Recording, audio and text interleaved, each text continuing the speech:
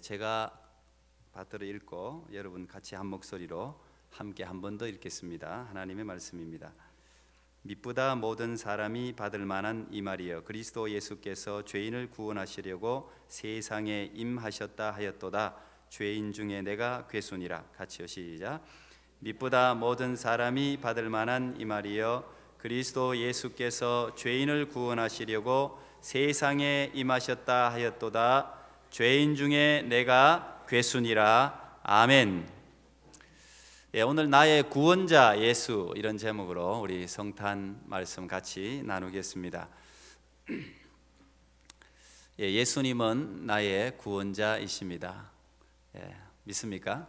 여러분 같이 예수님은 당신의 구원자십니다. 인사하겠습니다. 한 번 더. 예수님은 당신의 구원자십니다. 할렐루야. 옛날 고대 언어들이 있죠. 고대 언어 중에, 고대 그리스 말 중에 지금도 남아서 그대로 생생하게 사용되고 있는 말이 있고, 또 사장되었다 그러죠. 죽은 말들이 있습니다. 그 중에서 유앙겔리온이라는 말은 아주 옛날 고대에서부터 사용되던 단어인데 지금까지 그대로 살아서 사용되고 있는 단어 중에 하나입니다. 유앙겔리온, 유라는 말은 부사입니다. 조언, 이런 뜻입니다. 조언, 그런 뜻이고, 앙겔로스라는 말은 사자, 대사, 엠베서, 전령, 메신저, 이런 뜻을 가지고 있습니다. 그래서 이 유앙겔리온이라는 말은 좋은 소식을 전하는 사람으로부터 오는 좋은 소식, 이런 뜻이 유앙겔리온이라는 뜻입니다. 기독교에서 이 유앙겔리온이라는 말을 받아들여서 이걸 한문으로 풀이를 복음이라고 풀이를 했죠. 그리고 영어로는 이제 굿뉴스, 이렇게 우리가 게스펠이라고도 이제 부르죠. 전도자를 또 영어로 에반젤리스트라고도 부릅니다. 이게 이제 유앙겔리온에서 다 이제 나온 말입니다. 그대로 지금도 살아 있다는 이야기죠. 이 유앙겔리온이라는 말이 원래는 고대 사회에서는 기쁜 소식이나 그 기쁜 소식을 전해준 대가를 둘 다를 유앙겔리온이라고 이야기를 했어요. 예를 들면 이런 겁니다. 요즘 이제 곧 이제 박싱데이, 여기는 크리스마스보다 박싱데이가 더 커요. 어떻게? 아주 빅 세일을 하잖아요. 그냥 굉장히 큰 이제 세일을 한다고 칩시다. 아주 파격적인 소세지를, 햄버거를 가령 세일합니다. 이러면은 그게 꼭 필요한 사람한테는 돈을 세이브하고 굉장히 중요한 좋은 소식일 수 있습니다. 그럴 때 이걸 유앙겔리온이라고 썼어요.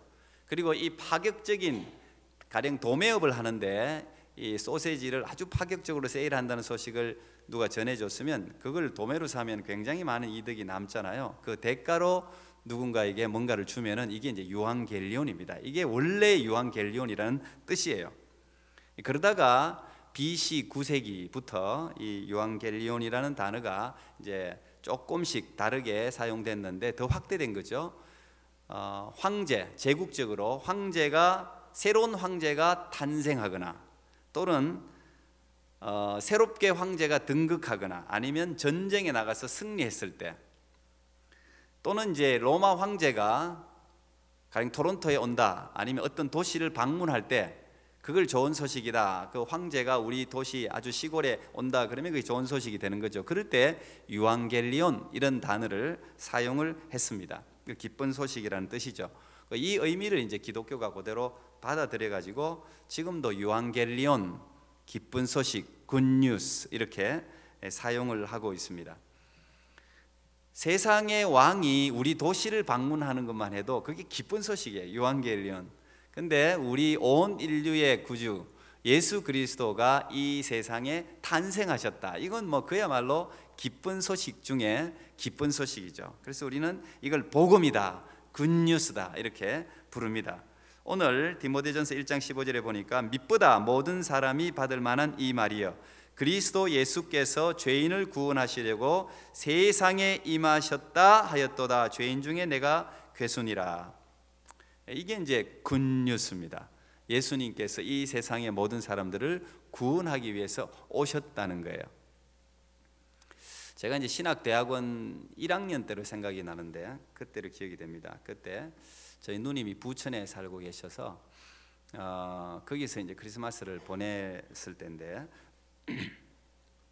제가 그때 좀 늘 성탄절을 해마다 저에게도 성탄절은 굉장히 아름다운 추억이 많아요. 중학교 때 성령 세례를 받고 해마다 성탄절을 교회에서 보냈기 때문에 뭐 아주 생각하면 성탄절은 제게 아주 좋은 추억으로 남아 있습니다. 많은 분들, 많은 냄새들도 생각나고 그때 부르던 찬양 또 놀던 거 추억들이 많은데 제가 이제 신학대학원을 처음 이제 입학해서 이 성탄절에 가장 내가 할 수 있는 중요한 일이 뭘까? 이 성탄절에 뭘 하나님이 제일 기뻐하실까? 이런 걸 한번 심각하게 고민해 본 적이 있습니다. 고해 성탄절이 제가 뭐 고향교회 간 것도 아니고 제가 혼자서 보낼 때이기 때문에 한번 생각을 해봤어요.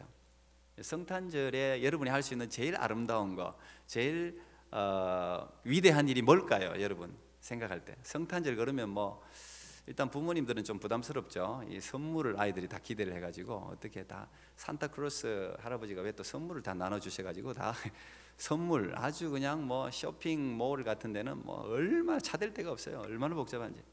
이 선물 나눠주는 거 그것도 뭐 좋은 일일 수 있습니다. 그다음 우리가 감사하고 찬양하고 이렇게 성탄절날 예배 드리는 거 또는 구제하고 봉사하고 하는 이 모든 일들이 성탄절에 굉장히 의미가 있고 좋은 일이라고 생각을 합니다. 제가 그런 생각을 계속해서 이제 하다가 봉사를 해야 되나 어디 구제를 해야 되나 뭘 어떻게 해야 되나 하다가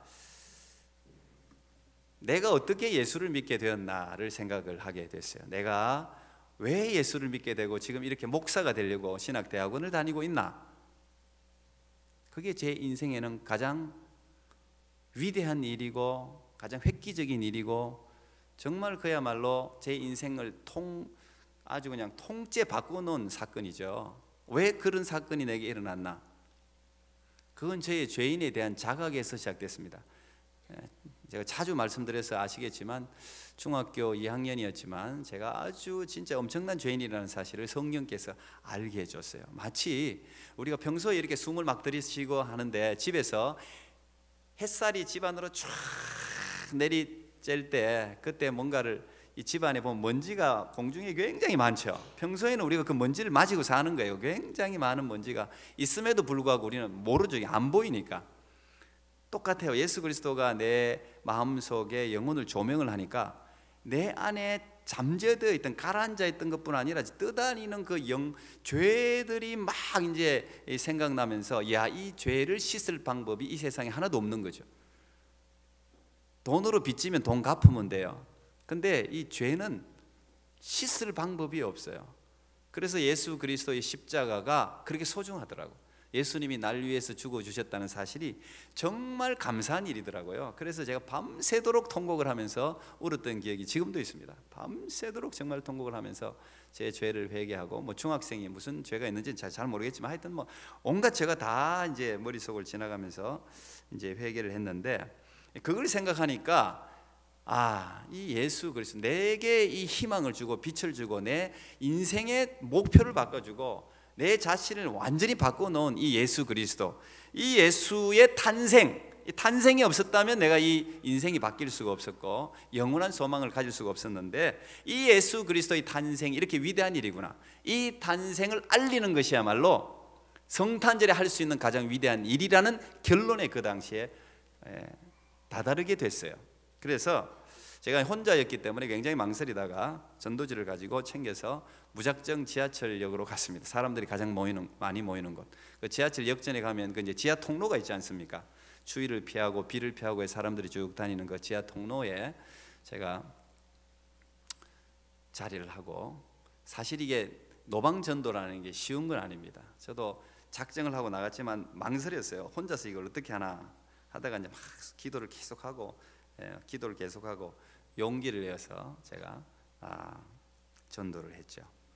기쁘다 구주 오셨네 만 백성 맞아라 온 교회여 다 일어나 다 찬양하여라 다 찬양하여라 다 찬양하여라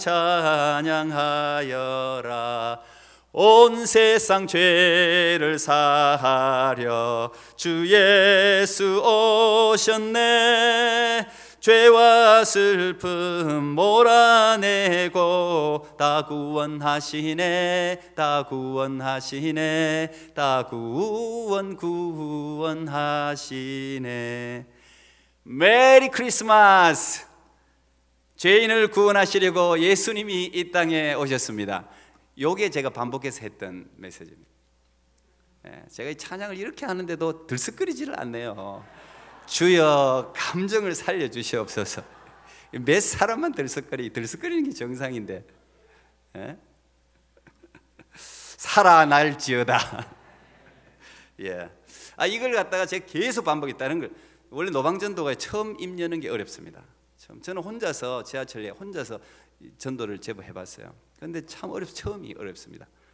전도지도 한 장 처음 줄 때가 어려워요.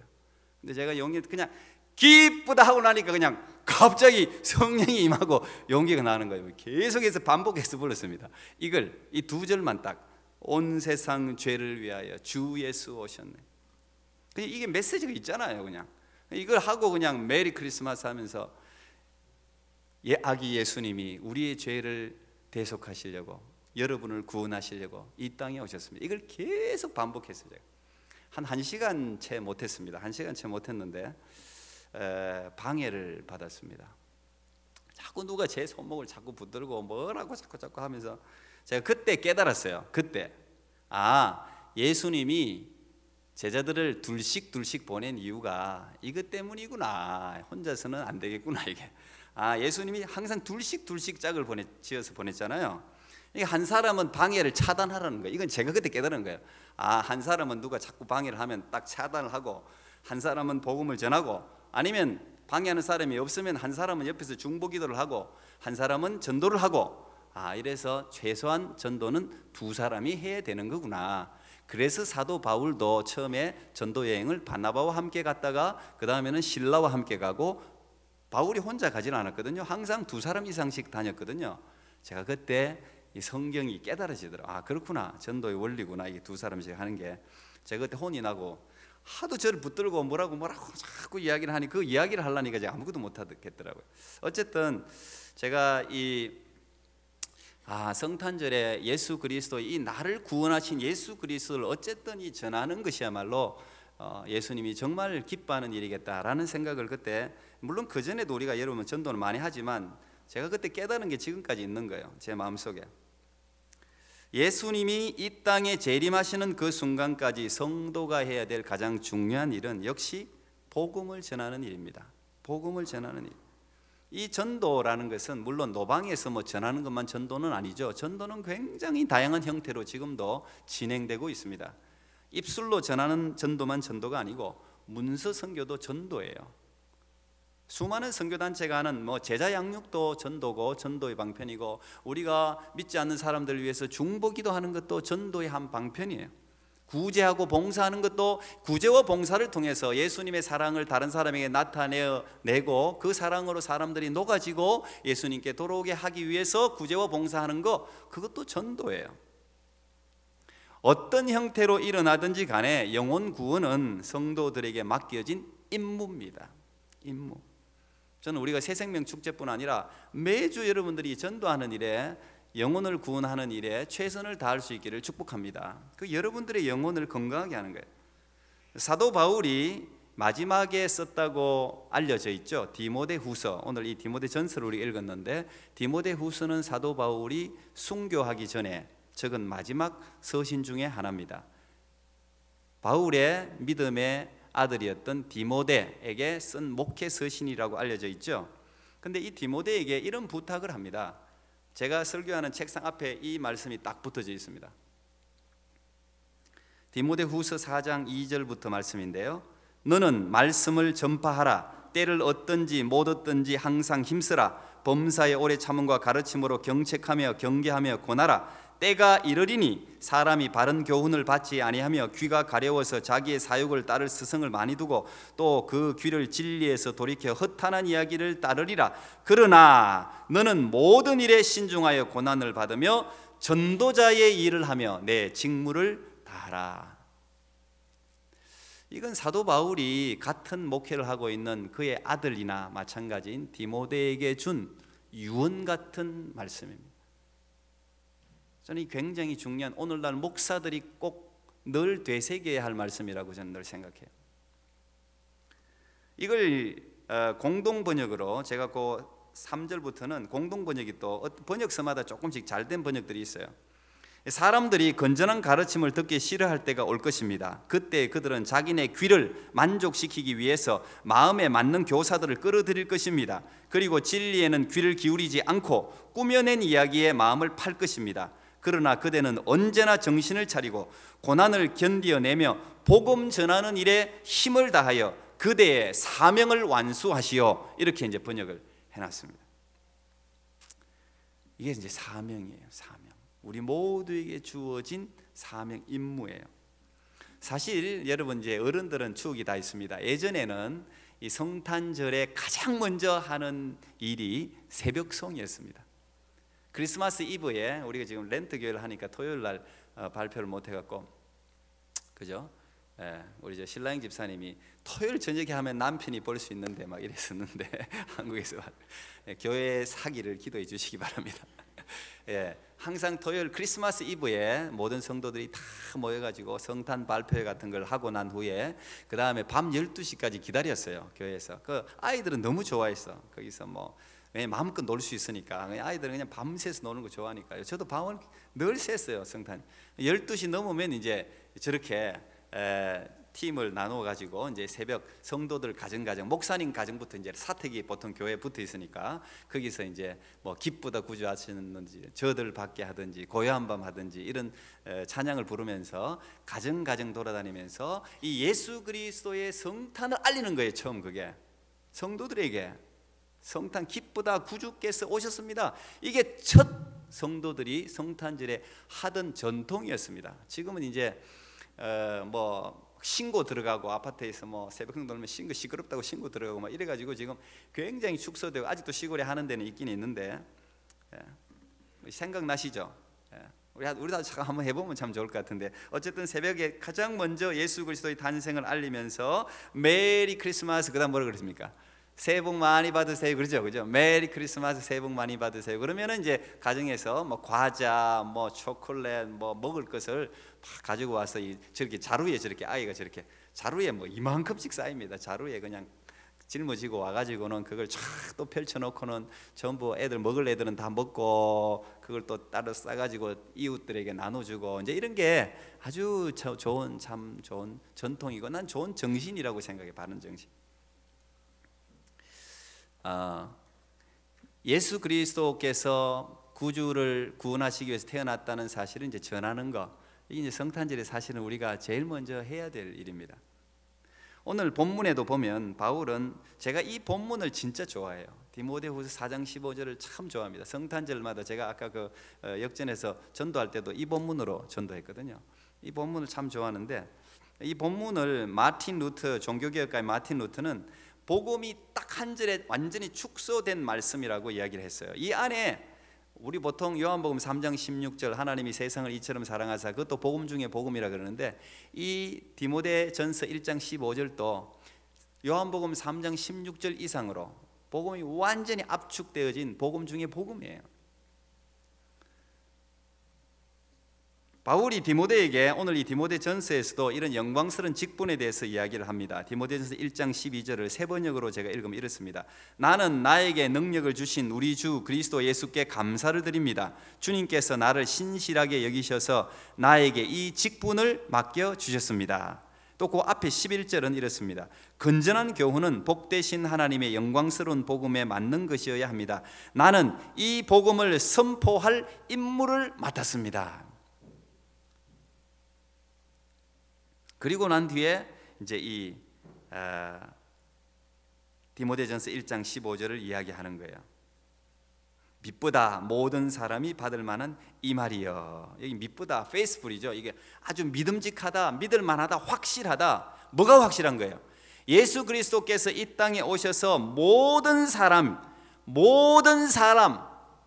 종이나 주인이나 신분, 국적, 뭐 백인이든 황인종이든 흑인이든 아무 상관없이 여자든 남자든 아무 상관없이 모든 사람이 다 받아들이면 구원을 받을 수 있는, 그래서 굿뉴스잖아요. 그래서 복음이라고 말하잖아요. 모든 사람이 받을 만한 이 말이요, 그리스도 예수께서 죄인을 구원하시려고 세상에 임하셨도다 하면서 그 뒤에 하나를 붙이죠. 죄인 중에 내가 두목이다, 괴수다, 죄인 중에 죄인이다, 그 말을 덧붙이고 있어요. 왜 그럴까요? 그건 13절의 이유가 나와 있어요. 그 13절에 보면 사도 바울이 내가 전에는 회방자요, 핍박자요, 보행자, 박해자였다. 내가 예수 믿는 사람을 끌어다가 그냥 다 감옥에 집어넣은 사람이 바울이었잖아요. 바울은 항상 그걸 마음에 자기 죄로 여겼어요. 그래서 사도 바울 때문에 스데반이 돌에 맞아서 죽을 때 자기가 증인이 됐지 않습니까? 스데반이 돌에 맞아서 죽는데 그걸 갖다 박수를 친 사람이 바울이잖아요. 저놈은 죽어야 돼, 하나님의 이름을 경멸한 자야. 그런 것에 대해서 예수님을 알고 나니까 자기가 얼마나 잘못했는지를 알게 된 거죠. 예수님을 만날 때 예수님이 제일 처음 바울에게 한 말이 뭐예요? 네가 왜 나를 핍박하느냐 그랬잖아요. 바울이 한 적도 없는데 네가 왜 나를 핍박하느냐. 하나님의 사람을 핍박하는 것은 곧 하나님을 핍박하는 것과 똑같아요. 그래서 바울이 자기가 죄인이라는 사실을 알고 나는 죄인 중에 괴수입니다, 나는 그게 앞장섰던 사람이거든요. 얼마나 열심히 있는지. 그냥 하여튼 예수 믿는다는 누가 소식만 들리면 그 집안으로 쳐들어가서 이런 잡아도 된다는 이런 그 영을 받아가지고 그 입으로 받아가지고 막 잡으러 다닌 거죠. 영장 말하자면 영장을 받아가지고 그냥 그만큼 열심히 예수 믿는 사람을 잡아서 죽는데 내어주기도 했는데, 그래서 자기는 죄인 중에 괴수라는 거예요. 그런데 하나님이 왜 자기를 구원하셨는가? 그 뒤에 나와요. 16절, 그러나 내가 긍휼을 입은 까닭은 그리스도 예수께서 내게 먼저 1절 오래 참으심을 보이사 후에 주를 믿어 영생 얻는 자들에게 본이 되게 하려 하십니다. 다시 말하면 이 영어 성경에는 example로 나오죠. example, 샘플이단 말이에요. 자기가 샘플이다. 나 같은 죄인, 예수님을 대적하고 박해하고 사람을 죽이는데 내준 사실 간접살인죄 아닙니까? 나 같은 죄인도 예수 그리스도의 탄생과 십자가의 죽음과 부활과 재림을 믿으면, 이 복음을 믿으면 구원받고 긍휼히 여김을 받을 수 있다는 샘플로 하나님이 내게 참으시고 구원해 주셨다. 그 이야기를 지금 하고 있는 거예요. 우리 모두도 누구든지 예수 그리스도께 오기만 하면, 그리스도를 받아들이기만 하면 내가 전에 어떤 사람이었던지 하나님이 그걸 안 묻더라고요. 참 그게 놀라운 일이에요. 우리 과거를 하나님이 다 덮어주시더라고요. 복음은 그 모든 것을 덮을 만한 능력이 있어요. 나는 그거는 예수님도 그건 용서 못하실 거야, 그런 게 없어요. 하나님 예수 그리스도의 복음의 이 보혈의 능력이라는 게 우리가 지은 모든 크고 작은 일을 덮고도 남을 만큼 능력이 있어요. 그래서 그것을 우리는 굿뉴스라고 부르는 거죠. 유앙겔리온, 이걸 복음이다 부르는데 성경은 이 복음을 예수 그리스도 복음의 시작이라, 마가는 1장 1절에서 그렇게 예수 그리스도가 복음이라는 거예요. 예수 그리스도가 기쁜 소식이라는 거예요. 근데 이걸 풀어서 예수 그리스도의 탄생, 오늘같이 성탄 기쁜 소식입니다. 그러나 십자가의 죽음도 기쁜 소식이에요. 부활도 기쁜 소식이에요. 재림도 기쁜 소식이에요. 이 예수 그리스도의 총체적인 삶, 이걸 우리가 복음이라고 부르는 거예요. 복음. 미국의 저명한 기독교 저술가고, 애들이지 어른은 아니겠죠. 예배 중에는 셀폰을 잠시 끄셔도 괜찮겠습니다. 맥스 루케이도 목사님이 계십니다. 여러분 아마 한 번쯤은 책을 읽어봤을 텐데, 이렇게 되면 내가 막 정신이 지금 딴 데 갔어 지금. 맥스 루케이도 목사님이 책을 많이 적었습니다. Just Like Jesus라는, 예수님처럼 이제 이게 유명한 거고, 책을 굉장히 많이 번역했어요. 이분이 글 쓰는데 재주가 상당히 많으신데, 예수가 선택한 십자가라는 책이 있습니다. 제가 몇 분에게 선물도 했을 텐데, 저 책에 보면 저 책의 내용을 제가 그대로 한번 읽어드릴게요. 갈보리 언덕에 서보라. 십자가의 나뭇결을 손가락으로 매만져 보고 못 끝으로 당신의 손목을 지그시 눌러보라. 그분의 아픔에 귀 기울여보라. 군병들이 뱉은 침이 나의 옷에 튄다. 가시의 뾰족한 끝이 내 머리를 찌른다. 대못이 내 손목을 뚫고 들어온다. 쾅쾅쾅. 사람들이 내 머리 위에 죄패를 붙이고 조롱한다. 내가 벗어놓은 옷을 허락도 없이 나누고 가져가 버린다. 어느덧 내가 달린 십자가는 땅에 눕혀지고 병사의 창이 나의 옆구리를 찌르고 들어온다. 물과 피는 쏟아진다. 이 십자가의 선물에 대해서 이 가시면류관부터 해서 뭐 하나하나의 의미를 쫙 이렇게 설명해 놓은 책이에요. 굉장히 잘 파악해 놓은 책들인데, 그리고 그 첫 페이지나 마지막에 이렇게 질문을 합니다. 도대체 왜 이렇게 예수님은 처참한 죽음을 당하셨단 말입니까? 그때 그분의 속삭임이 들려올 것이다. 그래, 너를 위해, 너의 마음을 얻기 위해 한 일이다. 내 생명만큼 너를 사랑했다. 너처럼 될 만큼 나는 너를 사랑했다. 바로 너를 위하여. 예수님께서 이 땅에 오신 사건 중 가장 멋있는 부분이 무엇인가? 예수님의 탄생, 십자가 죽음, 부활, 재림, 많은 부분들이 있을 것이다. 그러나 가장 멋있는 부분, 가장 위대한 일은 그 모든 것이 바로 나를 위해 한 것이라는 사실이다. 그게 결론이에요. 여러분, 왜 우리가 이 성탄을 기뻐해야 됩니까? 온 인류의 구세주일 뿐 아니라 바로 나의 구세주. 믿습니까? 나의 구세주. 예수님이 바로 여러분을 위해서 이 땅에 탄생하시고 고난받으시고 십자가에 죽으시고 부활하셨기 때문에 그것이 내게 굿뉴스, 기쁜 소식이 될 수 있다는 말이에요.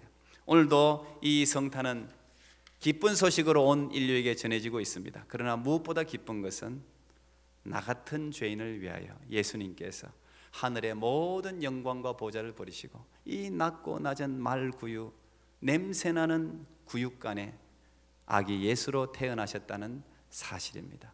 그 사실에 오늘도 감격하고 감사하고 찬양하고 복음을 전하는 여러분 모두가 되기를 축복합니다. 기도하겠습니다. 하나님 감사합니다. 복된 성탄, 바로 모든 기획과 시나리오가 이 어리석고 비천한 나를 위한 하나님의 계획이었음을 감사합니다.